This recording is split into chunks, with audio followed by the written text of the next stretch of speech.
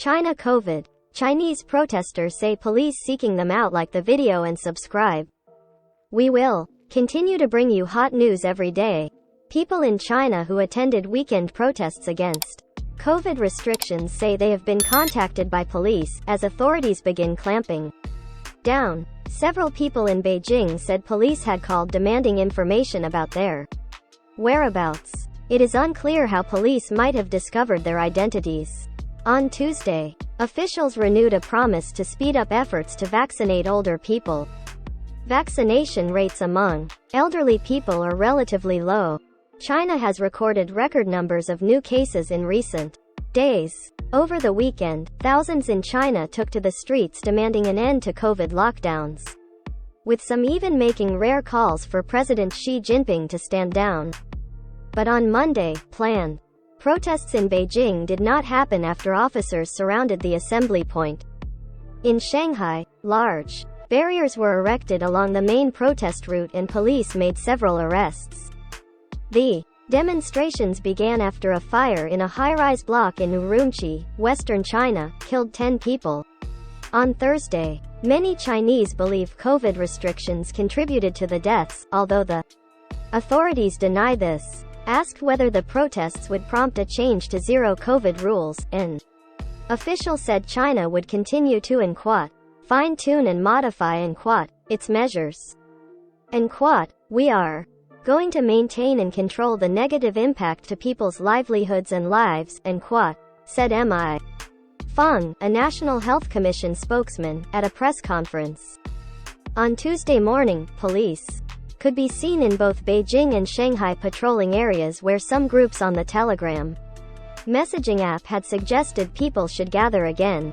A small protest in the southern city of Hangzhou on Monday night was also quickly stopped with people swiftly arrested, according to social media footage verified by the BBC. Reports also say that police were stopping people and searching their phones to check if they had virtual private networks, VPNs, set up, as well as apps such as Telegram and Twitter, which are blocked in China. One woman told news agency AFP that she and 5 of her friends who attended a protest in Beijing had received phone calls from police. In one case, a police officer visited her friend's home after they failed to answer their phone and asked whether they had visited the protest site, stressing that it was an illegal assembly. Another told Reuters that they were asked to show up at a police station to deliver a written record of their activities on Sunday night. We are all desperately deleting our chat history, one Beijing protester told Reuters. Police came to check the ID of one of my friends and then took her away. A few hours later they released her. Police have also detained journalists covering the protests in recent days. News agency Reuters said one of its journalists was briefly detained on Sunday before being released. BBC journalist Ed. Prime Minister Rishi Sunak said his detention was shocking and unacceptable, adding that Britain would raise concerns with China about its response to the protests. But overseas, Chinese have continued protesting in at least a dozen cities across the world. Many also gathered outside Chinese embassies in major cities around the world like London, Paris and Tokyo, and universities in the US and Europe. One expert suggested that local protests were not likely to die down anytime soon, saying they were likely to ebb and flow because people were not being called out to the streets in a controlled fashion. They move between social media and the street But Drew Thompson, a visiting senior research fellow at the National University of Singapore, added that it was also important to note that Chinese police had tremendous capacity and the ability of China to control these protests going forward is quite high.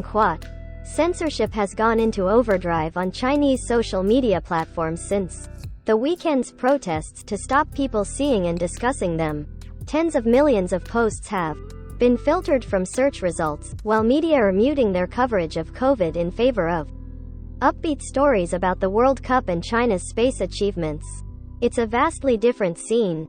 on Western social media platforms, which some Chinese people have taken to share information, including advice for protesters to avoid arrest. One account on Instagram, a platform which is blocked in China and accessible only through a VPN, published a safety guide for friends in Shanghai and across the country and included tips like wearing dark-colored clothing for anonymity and bringing along goggles and water in the event that tear gas is fired. Adhering to a zero-COVID policy, Chinese officials have implied that complaints over China's tough COVID curbs were a result of arbitrary measures rolled out at a local level, rather than as a result of national guidelines. There is an over-practice of containment measures in some localities that is not aligned to national policies, said Cheng Yuquan of the national governments should show more responsibility and follow national guidelines, instead of following practices like arbitrarily stopping schools and industry. We should name and shame as well as pursue criminal responsibility if necessary. Lockdowns should be quick and the removal of lockdowns should be equally quick.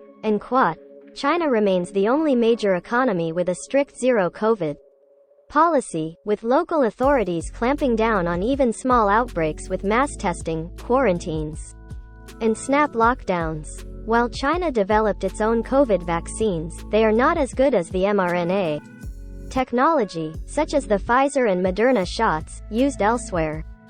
2 doses of the Pfizer-BioNTech vaccine gives 90% protection against severe disease or death versus 70% with China's Sinovac. The vaccines have also not been given to enough people. Far too few of the elderly, who are most likely to die from COVID, have been immunized.